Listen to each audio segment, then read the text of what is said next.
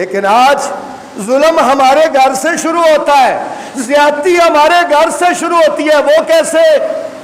بیٹیوں کو کہتے ہیں ہم نے آپ کی شادیاں کی ہیں، آپ کی شادی پر بڑا خرچہ کیا ہے، اس لیے وراثت میں تمہارا کوئی حق نہیں ہے، یہ سارا بیٹے کو دے کے چلے جاتے ہیں بیٹے کو۔ یہ زیادتی ہے اور ظلم ہے۔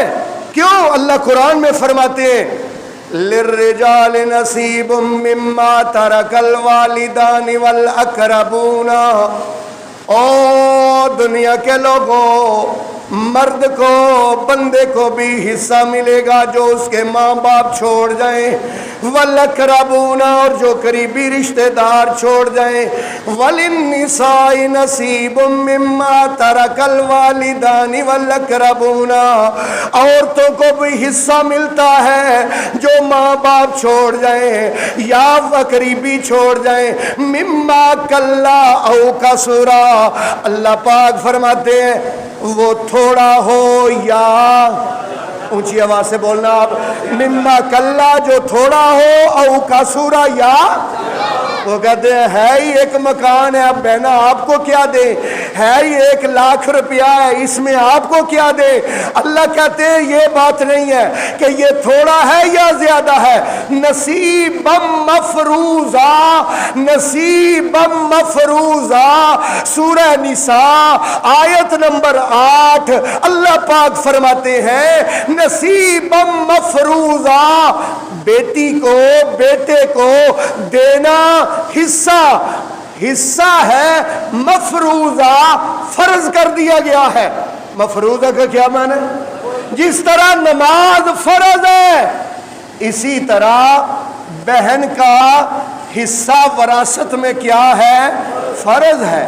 اور اگلی آیت سننا، آیت نمبر 11، یوصیکم اللہ، اللہ تمہیں وصیت کرتا ہے، یوصیکم اللہ، اللہ تمہیں وصیت کرتا ہے، یوصیکم اللہ، اللہ تمہیں وصیت کرتا ہے، کس کے بارے میں؟ اللہ پاک فرماتے ہیں فی اولادکم، تمہاری اولاد کے بارے میں۔ کیا وصیت ہے یا اللہ اولاد کے بارے میں؟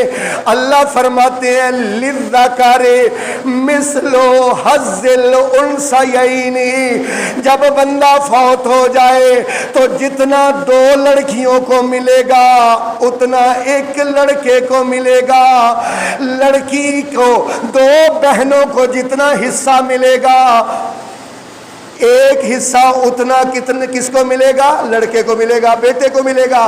یعنی اگر بیٹی کو، ایک بیٹی کو 25,000، دوسری بیٹی کو 25,000، تو بیٹے کو کتنا ملے گا؟ 50,000۔ یہ ہے مرنے کے بعد۔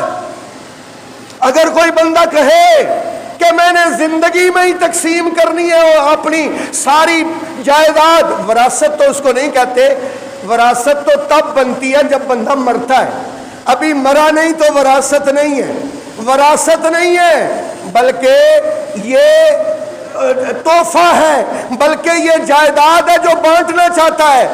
اگر زندگی میں بانٹے گا تو پھر لڑکے لڑکیاں سب کو برابر، سب کو، اگر زندگی میں تقسیم کرے گا بیٹوں کو بھی اتنا ہی ملے گا، بیٹیوں کو بھی اتنا ہی ملے گا۔ بیٹے کو 1,00,000 روپیہ ملے گا تو بیٹی کو بھی۔